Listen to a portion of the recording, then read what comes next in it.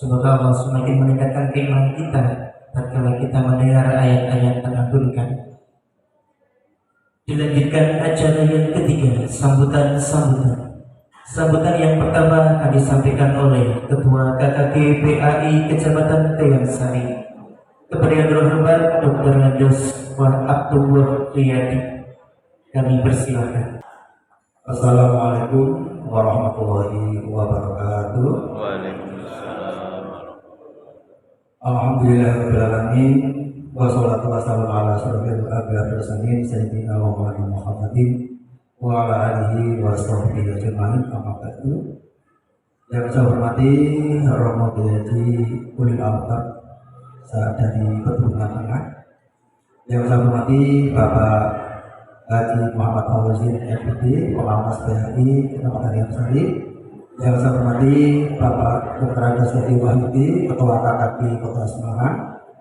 Yang saya hormati Bapak Ibu Kepala Sekolah Kecamatan Tegansari, serta Bapak Ibu semuanya hadirin yang saya hormati juga. Alhamdulillah, marilah kita pertama-tama memanjatkan syukur kita pada Allah Subhanahu wa taala bahwasanya. Assalamualaikum warahmatullahi wabarakatuh. Alhamdulillahirabbil alamin wa bihi nasta'in ala umurid dunya waddin. Wassalatu wassalamu ala asyrofil anbiya'i wal mursalin sayyidina wa maulana Muhammadin wa ala alihi. Qala Allah ta'ala fi kitabihil karim, a'udzu billahi minasyaitonir rajim. Bismillahirrahmanirrahim. Ya ayyuhalladzina amanu kutiba 'alaikumusiyam kama kutiba 'alal ladzina min qablikum la'allakum tattaqun. Sadaqallahu al-azim. Yang kami muliakan para alim, para ulama, khusus semacam Romo Haji Albab yang alhamdulillah sudah hadir di tengah-tengah kita. Dan doa beliau panjang umur dan senantiasa membina semuanya umat sehingga jadi lebih baik. Amin ya rabbal alamin. Kami hormati Konsapen Kecamatan Sari, yang kami hormati Ketua KKG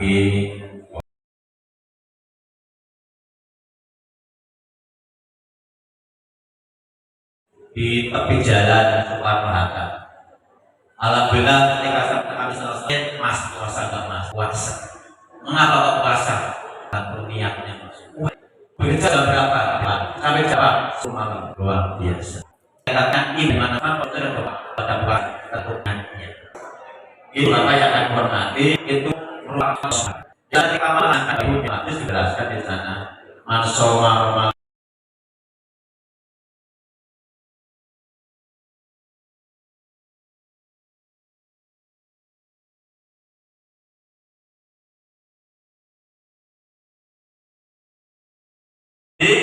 itu merupakan ilmu minana.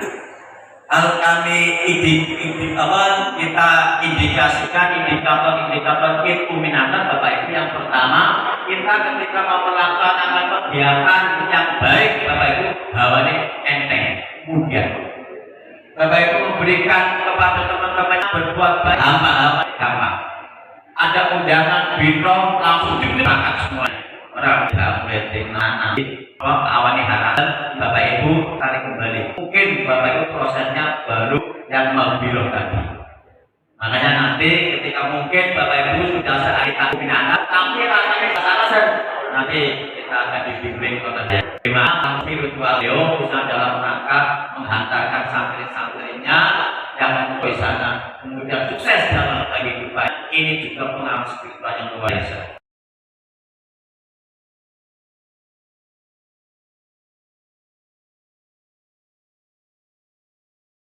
Assalamualaikum warahmatullahi wabarakatuh.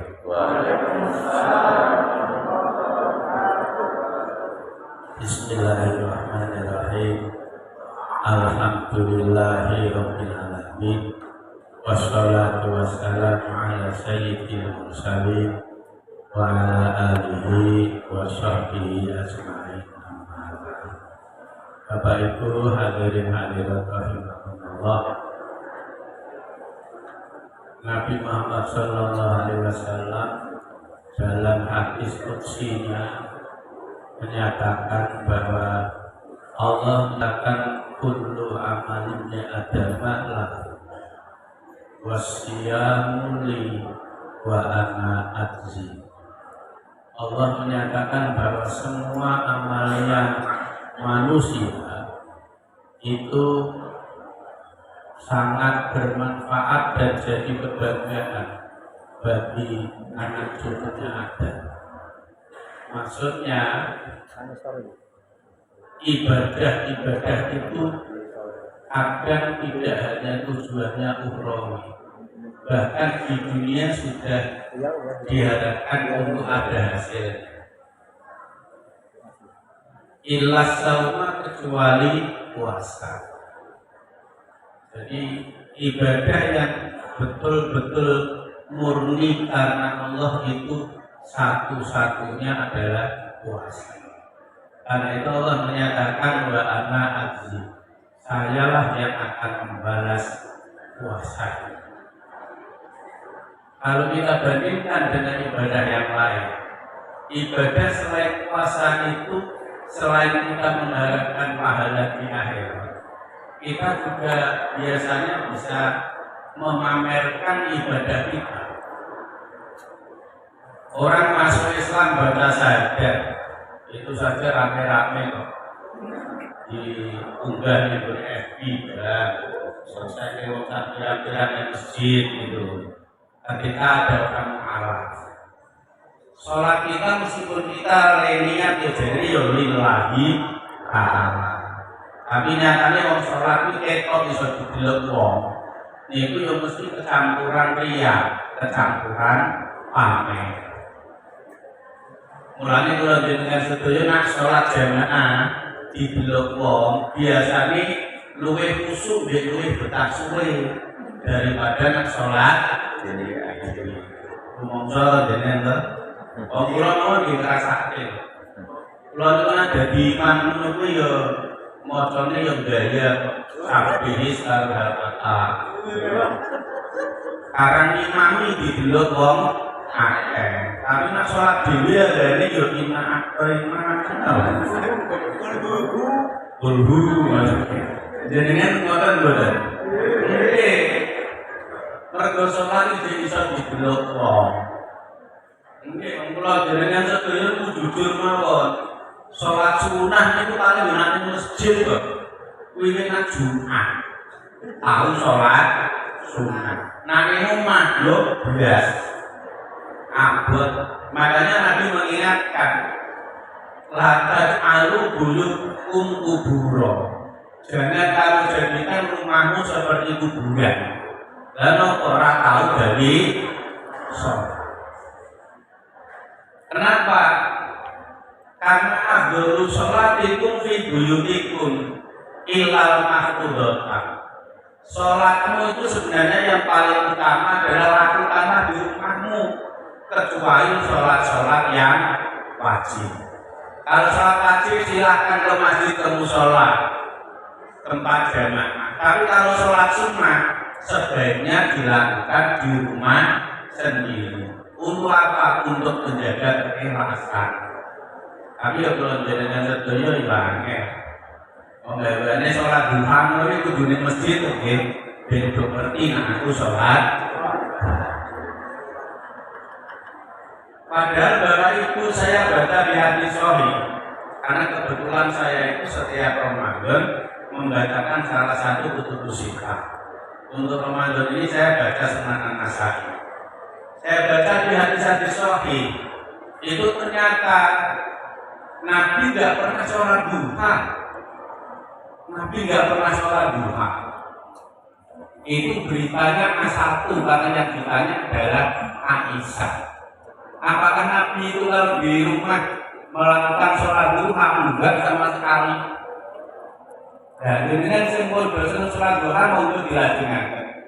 Tapi niku boten Nabi sing nuntuni. Dalam satu riwayat sholat duha itu aslinya itu adalah amalannya Muawiyah bin Abi Sufyan. Muawiyah itu kan raja, orangnya gemuk, doyan mangan karo doyan turu. Nah wis kadung turu, blekset lebu ra iso tangi. Tangine salate subuh jam 7 jam 8. Karena ditakoni sholat subuh kok cah ngene, iki sholat duha. Ora sholat subuh tapi kondone muni sholat duha. Padahal dia aslinya sholatnya Muawiyah kalangan. Ini kalau kita tak kerana ini terus hidup biasa sholat duha, kalau biasa sholat duha. Ya kalau kita untuk di riwayatnya memang gitu. Sholat duha itu riwayat dari Muawiyah dan para penggemarnya Muawiyah untuk menutupi kejelekannya. Sing sholatnya subuh mesti kalangan. Nah, terus mulai sholat duha. Dia bela-beli karena dia itu orang raja, kaya dan gemuknya bukan main, maka dia bela-beli sholat duha ini maraknya subuh.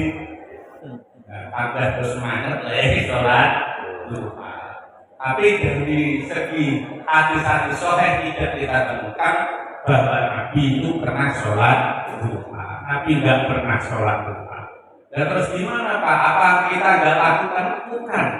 Karena semua sholat itu pasti ada manfaatnya, ada barokahnya.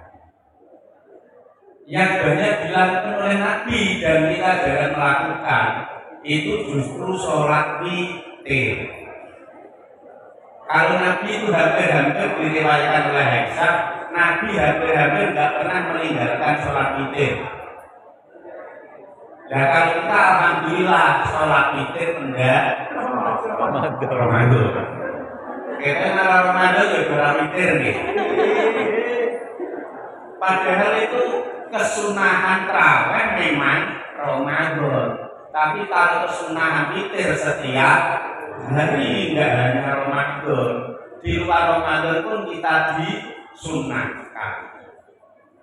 Bahkan fadilahnya luar biasa Bapak Ibu. Bahwa orang yang melanggengkan sholat witir itu insya Allah kebaikannya luntur kepada anak cucu. Jadi misalnya jenengan kok saged sholat witir, jenengan kok dadi wong sugih, sesuk anak putune yo sugih. Jenengan do dadi wong ahli ibadah, kok saged sholat witir, sesuk yo anak putune yo do saged ibadah. Misalnya jenengan kok jadi ustaz jadi kiai, kok sebut sholat witir sesuai yang putunya ya jadi ustaz jadi kiai. Jadi hal-hal yang baik-baik menurun kepada anak cucu. Tapi untuk nopo sadar tetuono lebih pakai suki terus saya anaknya kiri berarti pakai atau sholat witir ya. Ojo terus kesimpulannya ngono ojo. Ada misal pakai kiai anak-anaknya bereso. Ngaji berarti Pak Yai kemudian keset sholat witir bisa jadi. Mulai rangkai kalau itu malah yang terjadi protes tiwas lah sholat witir dan kenapa kalau kere ya justru anak-anak itu jadi kere. Jadi yang menurut kepada anak cucu itu yang baik-baik saja, yang baik-baik. Amalan yang lain misalnya, bahkan kalau zaman sekarang sholat saja bisa untuk pameran. Sholat itu syuting, kalau diunggah di ini medsos. Aku lagi sholat. Ibadah yang lain selain puasa, semuanya bisa dipamerkan. zakat, membayar zakat ini dipoto. Orang langsung dipoto, kadang di video pendek. Haji daftar berangkatnya masih 15 tahun lagi. Tombolnya mesti kandani kabeh. Aku 15 tahun kas makan. Wis daftar haji, bahkan 35 tahun lagi. Karena aku ini daftar haji, mantek 35 tahun kas. Dan kira-kira umur sampean saat ini kira dihitung dhewe mangkatnya 35 tahun kas. Karena untuk mulai tahun ini kuota haji itu digabung.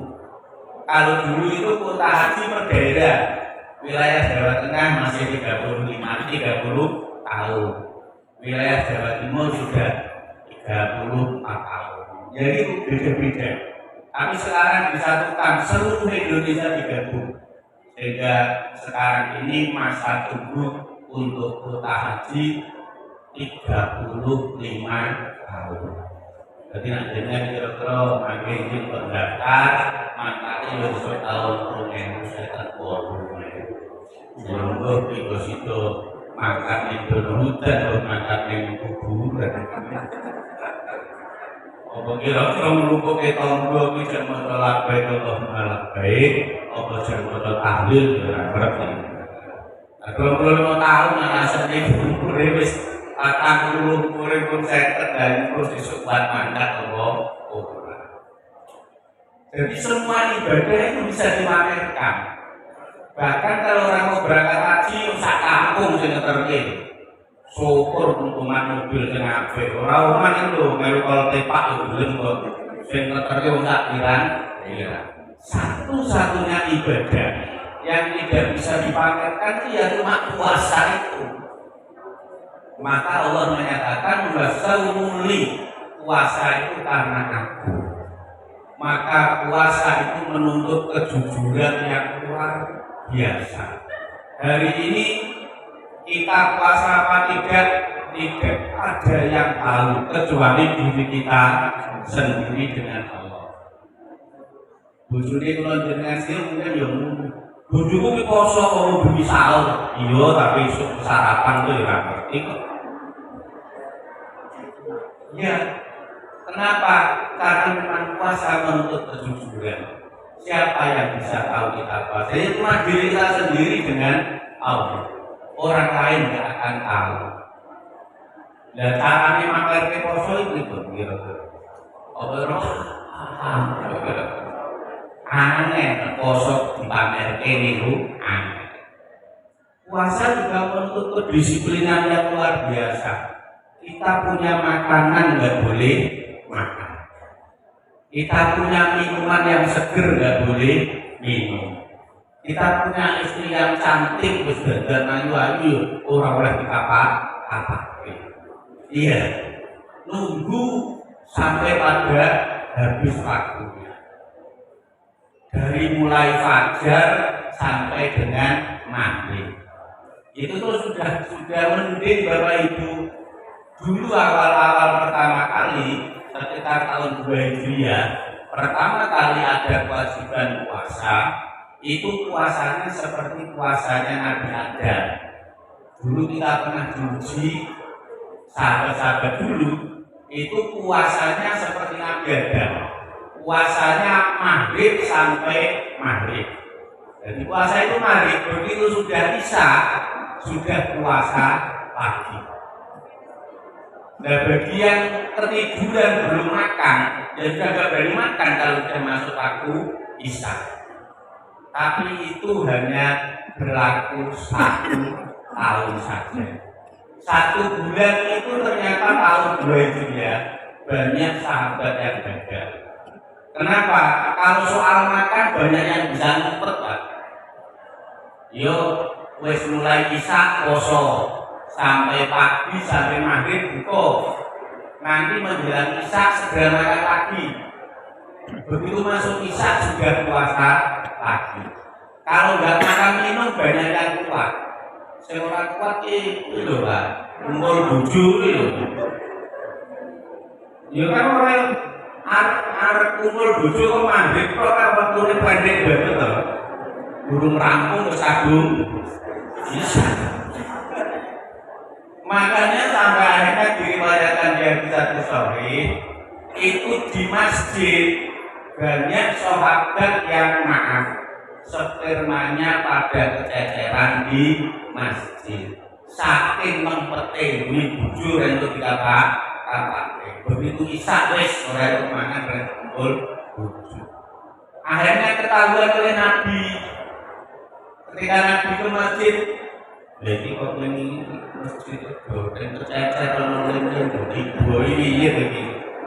Nah akhirnya wakil sama malaikat Jibril, umatku ternyata nggak kuat Jibril untuk puasa seperti puasanya Nabi Adam. Maka kemudian sejak itu kewajiban puasa hanya mulai subuh sampai dengan maghrib. Dari waktu maghrib sampai subuh makan boleh, minum boleh, bersetubuh dengan istri juga boleh. Jadi kita harus berterima kasih. Untung sahabat-sahabat dia kok jodoh kenceng-kenceng nanti bercecer. Mau orang bercecer mesti posisinya diutuh maghrib tekan maghrib nih. Maklum nunggu wong Arab kok mana lewat pedus terus itu. Semangat nih kok. Ngono hikmah sing maune poso maghrib tekan maghrib berubah jadi maghrib itu sampai subuh tidak puasa. Itu semua peristiwa pasti ada hikmahnya. Semua peristiwa ada hikmahnya. Nah, puasa kita karena merupakan ibadah yang berat sehingga yang dikasih rusuh banyak. Orang yang dikasih rusuh untuk tidak puasa, yang pertama, faman kana minkum maridun. Nomor 1, apabila kalian dalam keadaan sakit. Ini Imam Ahmad menjelaskan siapa orang sakit yang boleh tidak puasa. Orang yang sakitnya ketika dibuat sakit itu penyakitnya semakin parah. Meskipun sakit parah tapi kalau dibuat puasa itu enggak masalah, ya tetap diperintahkan untuk puasa. Wa antasumu khairul lakum. Kalau kalian mau puasa pasti itu lebih baik. Contohnya misalnya jadinya habis kecelakaan, kakinya patah. Orang kakinya patah kan sakit parah itu. Ya tapi kalau dibuat puasa apa sudah ngobrol? Kan dibutuhkan. Berarti apa ya tetap sebaiknya puasa. Nah ukurannya gimana Imam Ahmad? Orang yang ketika sakit, ketika dia sholat sampai harus sholat sambil duduk, maka dia boleh untuk tidak puasa. Karena toh kewajibannya besok fa'idatum min ayamin ukhra. Besok toh dia wajib qadha. Yang kedua, ala safarin, atau orang yang sudah ada di tengah perjalanan. Nah ini yang harus kita pahami Bapak Ibu. Di Al-Quran itu kalimatnya yang depan itu maridun, bentuknya isim fa'il. Kalau ada atofnya seharusnya ya al-musafiron. Tapi prakteknya bukan al-musafiron, itu ala safarin. Artinya kalau hanya baru musafir itu saja, itu belum boleh, harus sudah ala safari. Kalau kita menggunakan standarnya Imam Syafi'i, orang disebut musafir itu kalau perjalanannya dari tempat berangkat sampai tujuan paling tidak kurang lebih 82 kilo, bukan kilogram, kilometer. Kalau Imam Malik kurang lebih sekitar 60 km. Kalau Imam Abu Hanifah kurang lebih sekitar 20 km. Kalau Ibnu Hanbal tidak membatasi kilometer, yang penting sudah keluar dari rumah ya bukan musafir. Lah nopo, nyatanya nak ditakoni Pak Mun di rumah, bahasane rumah itu musafir. Rumah biasa saja. Jadi yang paling ikut madhabnya Imam Ibnu Hanbal, tidak ada batasan. Nah kalau menurut Imam Syafi'i dan Imam Malik itu disesuaikan dengan hadis sahih. Nabi itu ketika mau berangkat ke Makkah, waktu Fatu Makkah itu kan bulan Ramadan. Nabi dari rumah itu tetap puasa. Baru setelah melewati Usfan itu perbatasan kota Madinah. Itu Nabi baru minta air untuk diminum. Jadi Nabi itu sebagai pemimpin, kita bisa mencontoh beliau. Kalau kita menjadi pemimpin, ambillah hukum yang ringan, jangan mengambil hukum yang berat.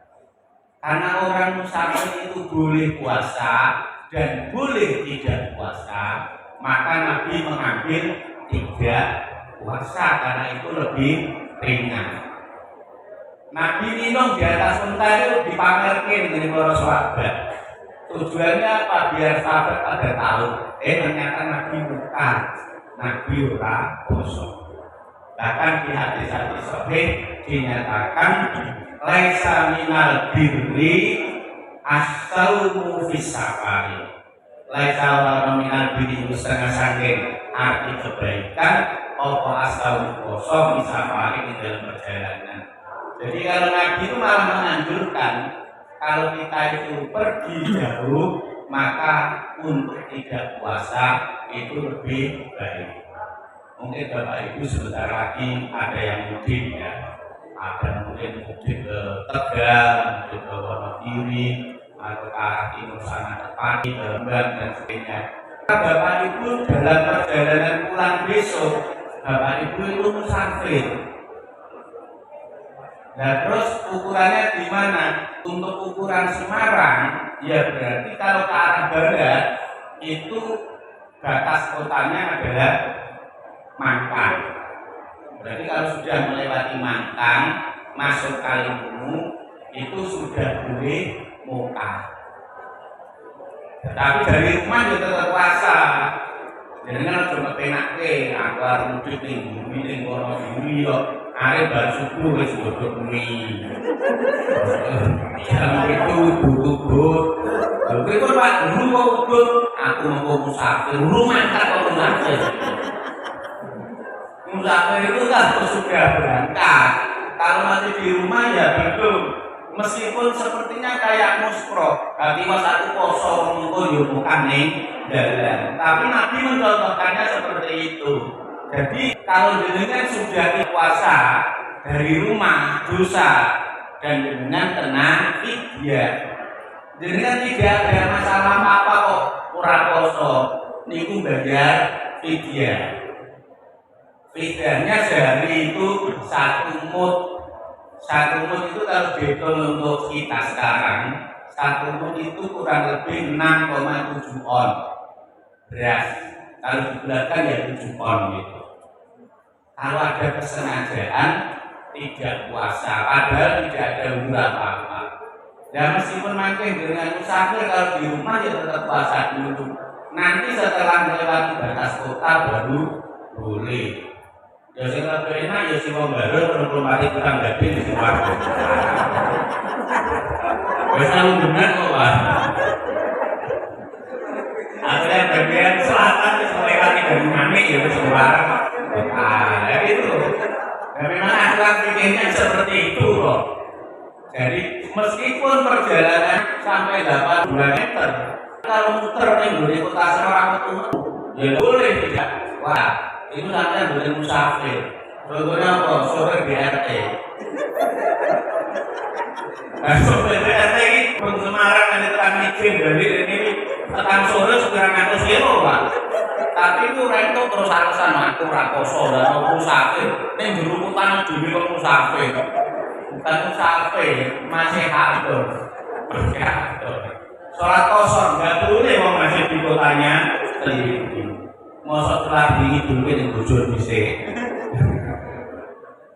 Ya itu. Aturan fikihnya seperti itu. Jadi boleh. Dan sampai kapan? Sampai kapan? Kalau jenengan sudah sampai rumah, misalnya yang tadinya domisili Semarang kemudian sudah sampai di Pati Rembang atau sudah sampai di sana daerah selatan sudah sampai di Jogja atau Wonogiri, ada yang ke barat sampai di Tegal dan sebagainya. Jenengan masih tetap musafir sebelum kembali ke tempat domisili yang awal tadi. Jadi selagi jenengan mudik memberi kok dari di Semarang, jenengan ya oleh kosor terus. Jenengan ora poso lho, yo tapi yo seperti kudu siap besok lae. Oh, teman-teman. Ini kan bagian dengan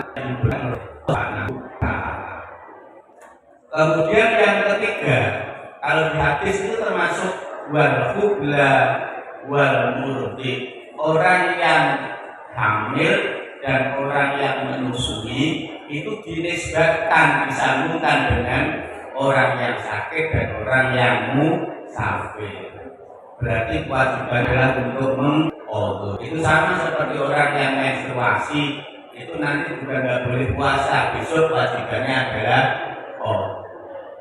Lah yang mengerti keberadaan wonten nggih ngampun dengan piyambak-piyambak jadi mengerti. Wong liya ora ngerti kahanane. Wong liya ora ngerti kahanane. Yang ketiga yang diperbolehkan untuk tidak puasa lagi adalah wa'aladzina yutiqunahu fidyatun ta'amun miskin. Ibnu Abbas menggambarkan yutiqunahu itu yutawikuna, orang kuat dikuat-kuatin. Siapa itu? Orang tua yang umurnya mandulang. Kalau saat ini umur 70 tahun. Wong umur 70 tahun muda dengan tidak ada keluarga, umur 70 tahun muda. Ini nak poso sakit.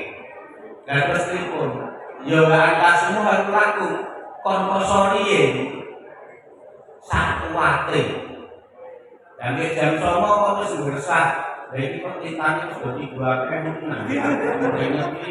Ayo wis langsung leboke kamar dibuke mati. Bondah Allahumma lakasuntu berkaitanku berharga. Iya buka dosa orang. Bagi orang tua umur segitu tetap diperintahkan untuk puasa tapi sekuatnya.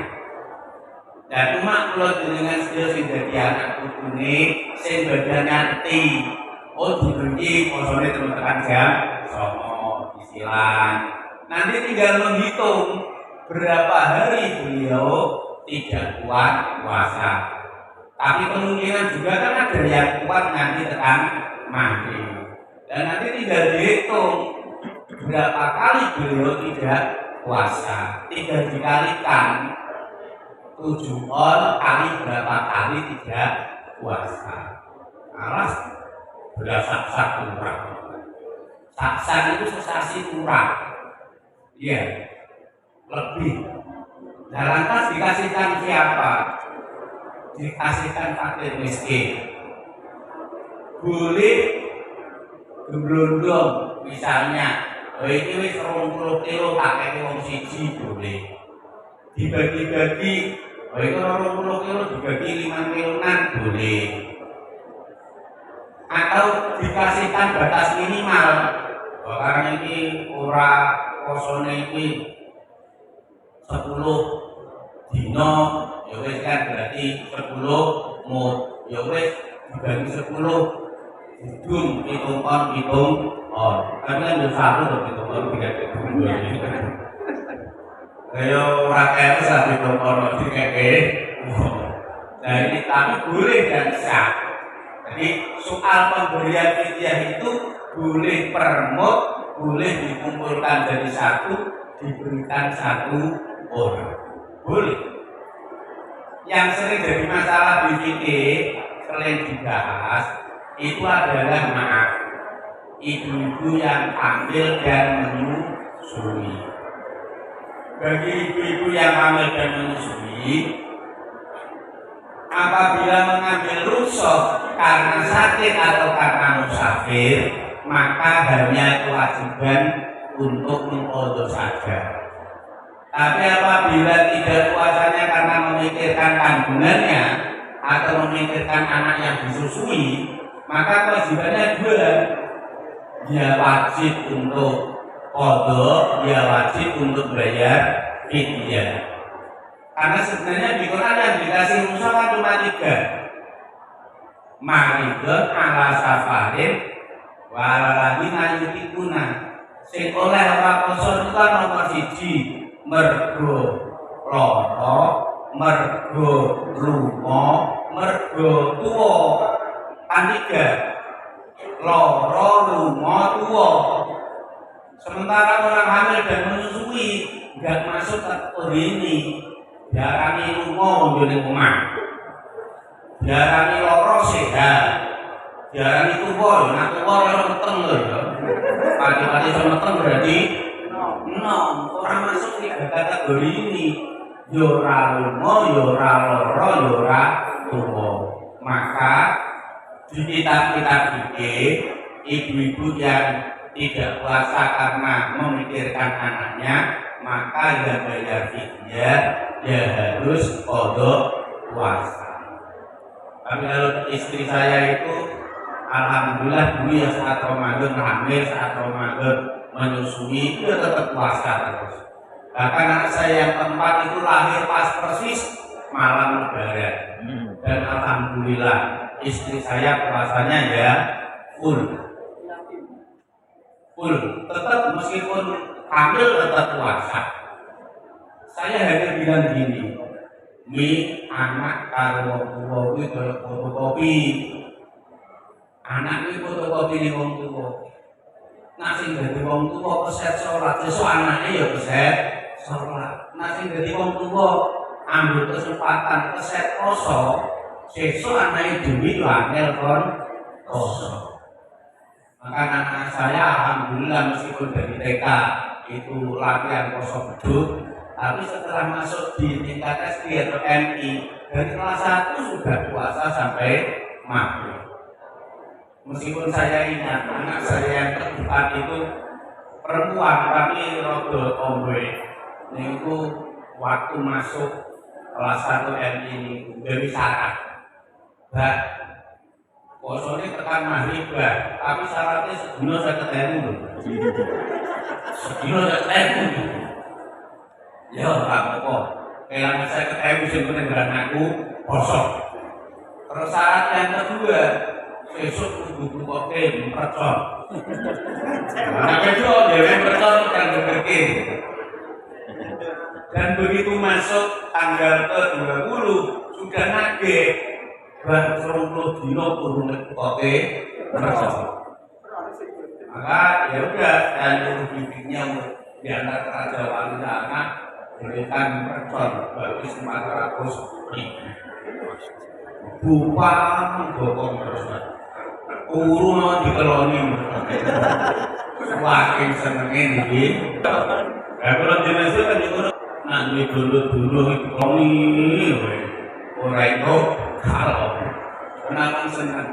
Dan yang saya jadi pegel itu kenapa? Seminggu kok pertengah pirang-pirang wayai bodoh rawan ini ulet belas. Kalau ulet kondio malah untuk yang bertori muli pengen ditutupi persis kayak ulet dengan sedoyo. Nah kita kapal donti mobil itu reso mobil deh, wow, donti tanah itu reso ngaculi, wow, malah rumah itu kunjul sama siji kon nggoni. Wah, wis yang penting seneng iso ndaku kae beku nulis warna ya. Anakku yang ngono merconku nulis warna berarti ada iso. Ini kita berhati. Karena itu kita akan sampai sempat diingatkan oleh Nabi. Qala tu adama mali wa ma lahu illa ma akala fafaniya wa ma la bisa fabaliya wa ma tasaddaqa famatu. Anak cucu Adam selalu bilang ini mali itu hartaku. Kalau dari itu kan seneng ekonomi. Wah ini meh pensiun, satu mobil, sebagai kos-kosan, sebagai toko ning kono, sebagai investasi tangan ning kono. Dipan nek sertifikat cuti royo kita. Tapi apa yang dibilang wa ma lahu illa ma akala fafana. Rizki kita itu sebenarnya nggak banyak. Kita itu tertipu dengan pemahaman rizki. Dengan sengaja rizki ini kan tanah, rumah, mobil, naik tabungan, duit pirang-pirang. Nabi menganggap rizki bukan itu ampal, itu harta, itu maga, itu materi. Nah terus yang rizki kita apa? Rizki kita itu adalah apa yang kamu makan kemudian habis. Itu adalah rizki kita. Makanya itu ada sihir surat penjelkit itu. Amin. Ghanin wa rizquhu qalilun. Amin. Fakirin wa rizquhu aksaru. Akeh wong kang sugih rezekine kurang, akeh wong kang melarat rezekine pirang-pirang. Sholli wa sallim iman Sholli wa sallim iman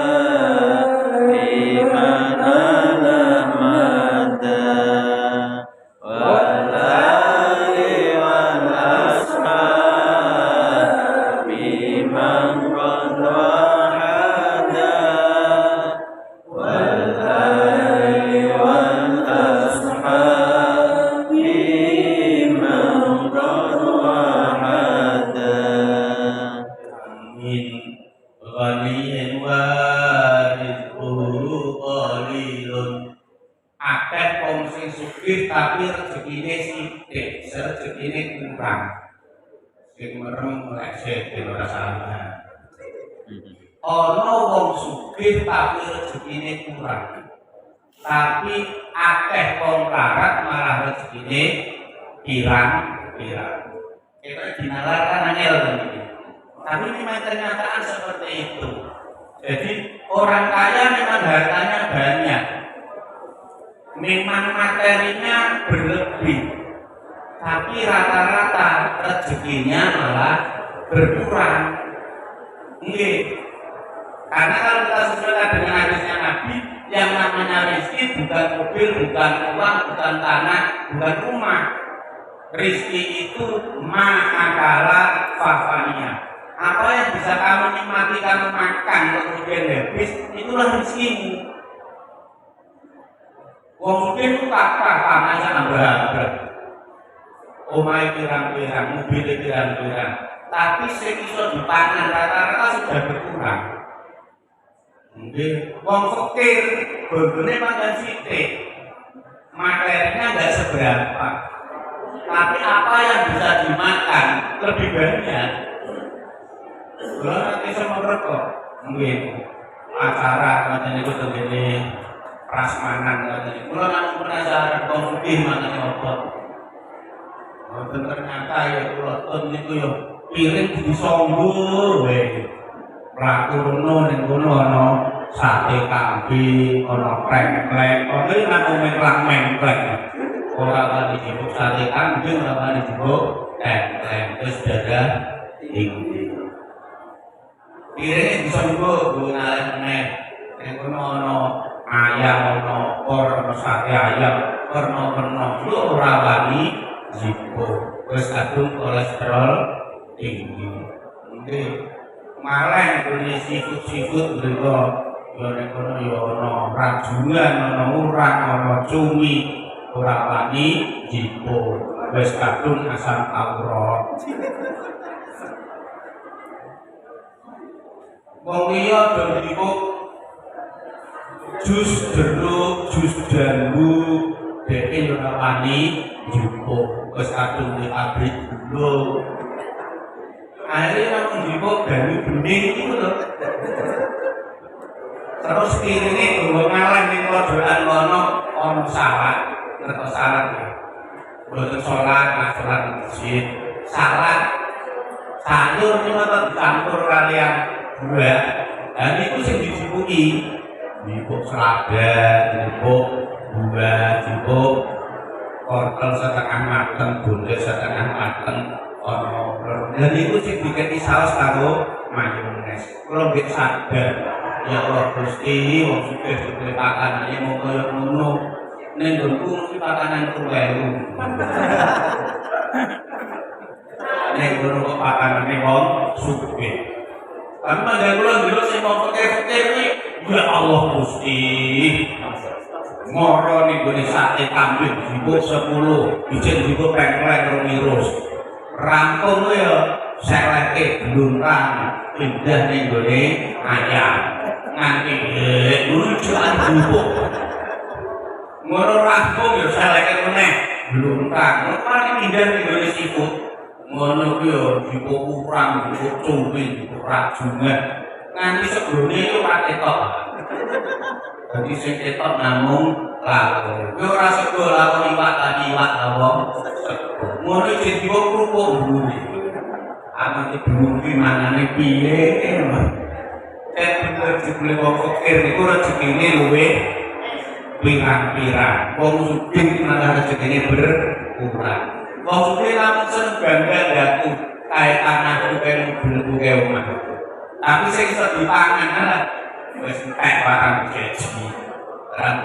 Mila kula jenengan sedaya Bapak Ibu, mbok menawa tasih dikasih kesempatan wani mangan kambing, wani mangan ayam, wani mangan iwak sapi, wani mangan durian, monggo dinikmati.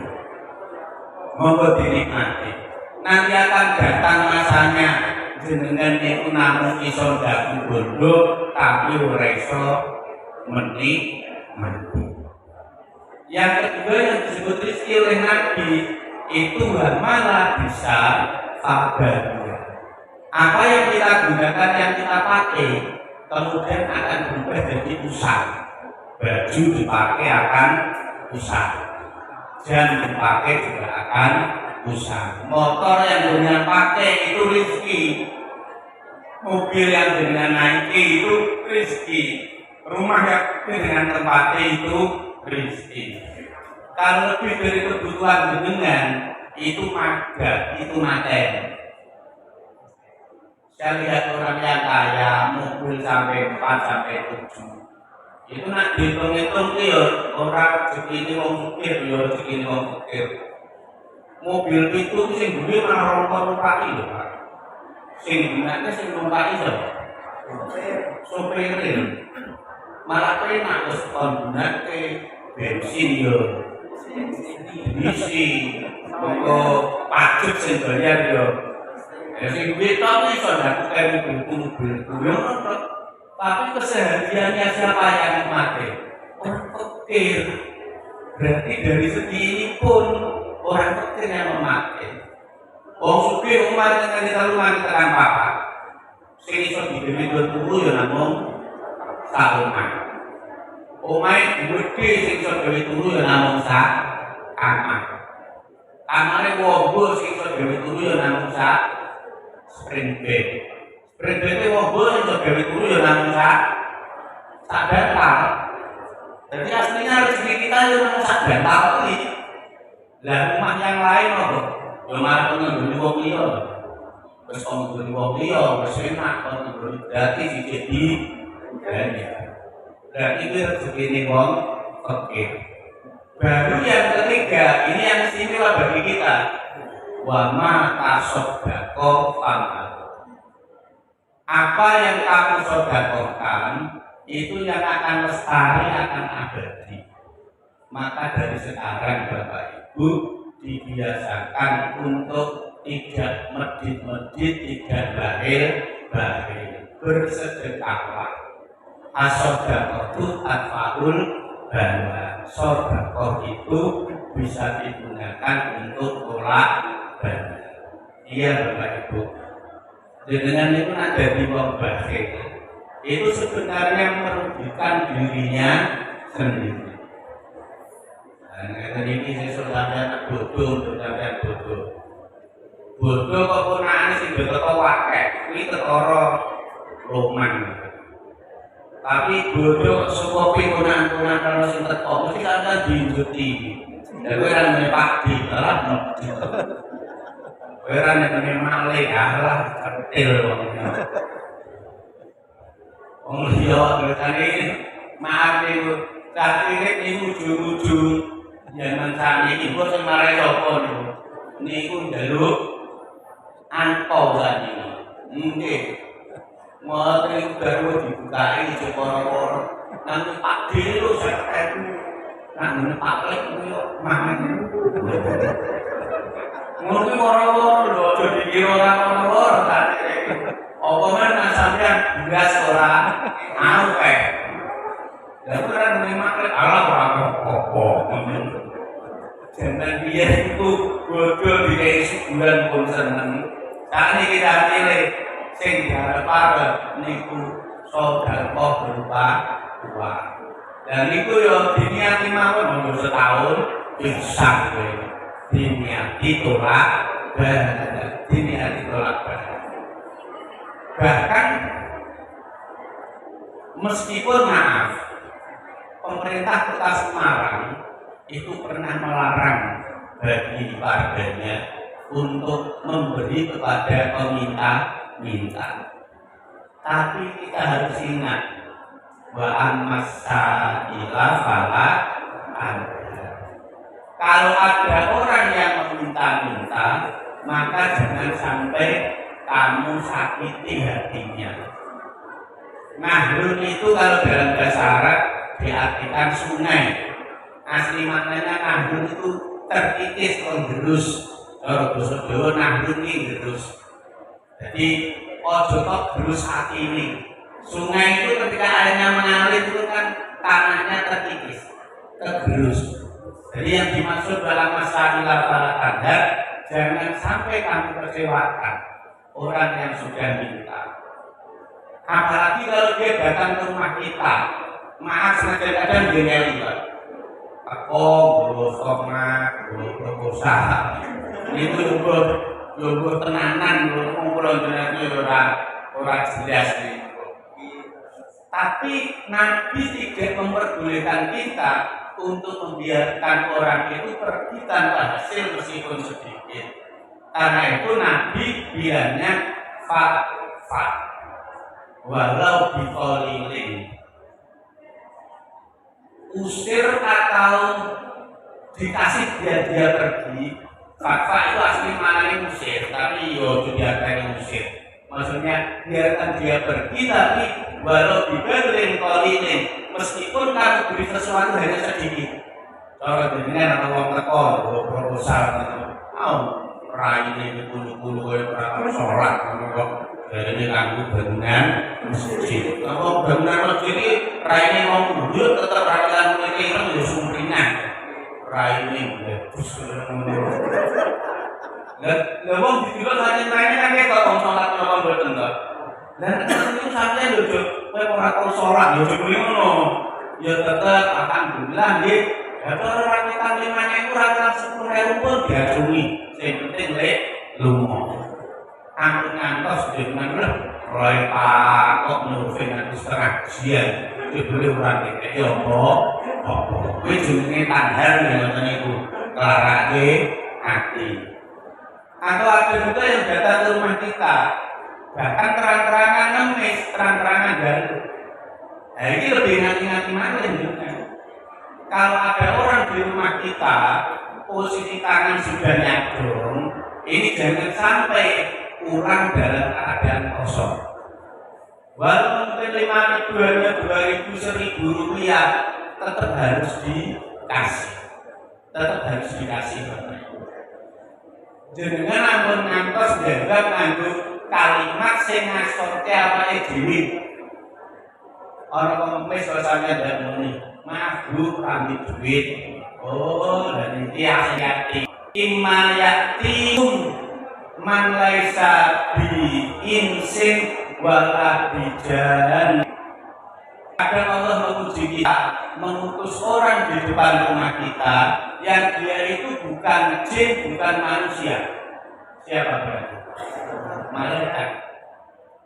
Kalau ternyata yang pengemis ini ternyata malaikat, jenengan kok meniuran duit, nah, tenang gitu.